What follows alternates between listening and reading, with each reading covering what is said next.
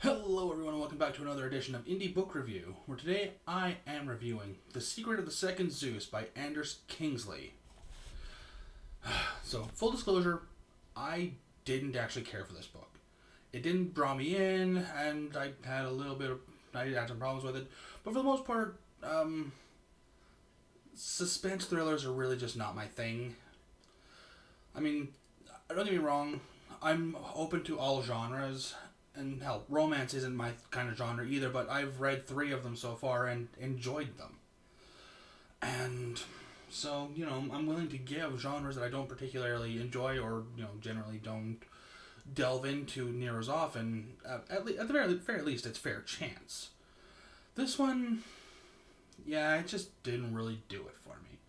But, all that said, I am still going to go through my point system because it kind of brings things on to a little bit more of an objective perspective, at, at the very least. So, I mean, books that I enjoyed might sometimes get a lower score, you know, despite saying I enjoyed it, or vice versa.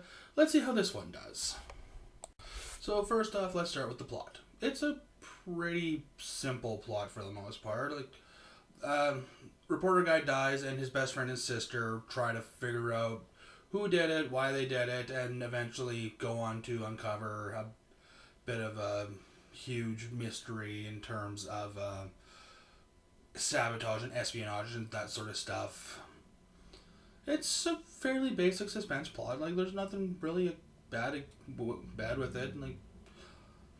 Honestly, there's nothing really to say about the plot one way or another. It's a fairly basic plot, but it's an effective one nonetheless. I'm gonna give plot a 4 out of 5 just for that reason. It really just didn't have anything against. I really just don't have anything against it.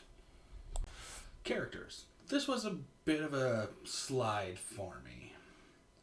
I really just didn't connect with the characters. Tom, the lead Tom, he was kind of an ass. Not an asshole, but just an ass through a good chunk of the book.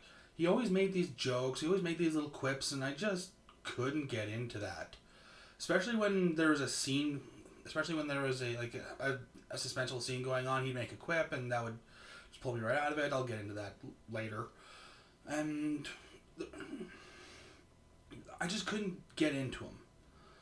And kind of the same as Sandra. Sandra really just worked more as a plot device than an actual character. Tom would inquire about something and she would have an answer, or at least for the most part, an answer. Or she would be this, or a damsel in distress to keep the plot moving, or blah blah blah. She didn't really have much in the way of actual agency. I mean, she was her own person. She was written well in that respect. She is definitely her own person.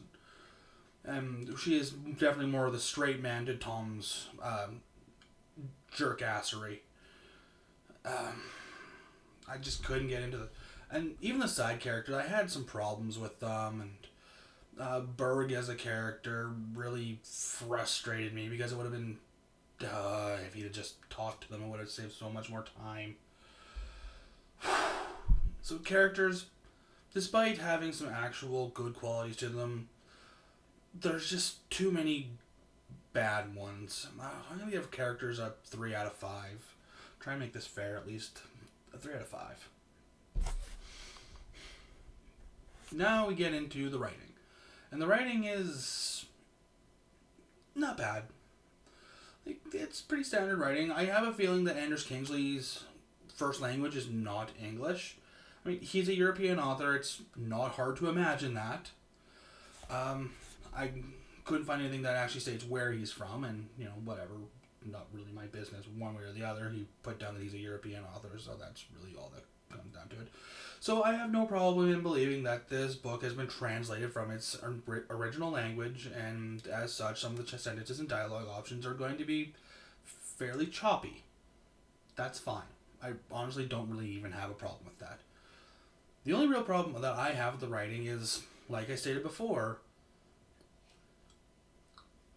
scenes that are supposed to be really tense just get sidetracked or barred from stupid jokes. There's a point where they're in this castle and Tom's following this guy, and he can't help but think, hey, I haven't seen this guy's face. Maybe he doesn't have one. Maybe he breathes out of his butt like some turtles do. And for the rest of the book, he was just known as Turtle Butt. So anytime that this assassin, like highly trained assassin, is in the scene, he's referred to as Turtle Butt. It makes it really hard to get into the scene and to really feel the tense pressure that's supposed to be building when you have a character called Turtle Butt. I can't give writing a good score because of that. Because any time that I would start to get into this, it would just drag me right out of it. So I'm going to give writing a 3 out of 5. If this were originally English, or at least if I had believed this was originally English, it would have been a 2 out of 5. But I'm willing to give it a 3 just for that reason alone. Okay. Okay. Next, imagination and research. And this book blows the doors wide open. Like, they actually, like, it felt real. I don't know a lot about the Olympics, and I don't care enough to actually research how much of this is actually researched or how much of it is imagination. So, if it's researched, then it's fairly well researched. If it's imagination, then that's a damn good imagination, at least enough to make it's feel real. So, imaginative research, straight up 5 out of 5. Cannot praise that bit enough. And now we get to the ending. And the ending is... It's really rushed. I'm not going to spoil anything, but it just kind of... Like, all the suspense and all that, it just kind of stops. Almost kind of Deus Ex Machina-ish. And then there's this massive exposition dump where they finally go over the riddle because, you know, Tom and Sandra couldn't just figure it out piece by piece. No, that would have been way too interesting. Though they have to explain it right at the end. And it just wasn't satisfying. I just didn't care for that. So, I'm going to have to give the ending a 3 out of 5. Like, it wasn't an insulting ending by any means. It wasn't an awful ending by any means. It was just really not satisfying. So, all in all, I am going to give The Secret of the Second Zeus a 6.5 out of 10. It's not a bad book by any means. And a person who is into suspense will probably be into this. I myself am just not. And the sake that I did look it up and see that there are a good number of 5-star reviews, it's clearly me that's having an issue with the book. The book is probably fine enough as it is.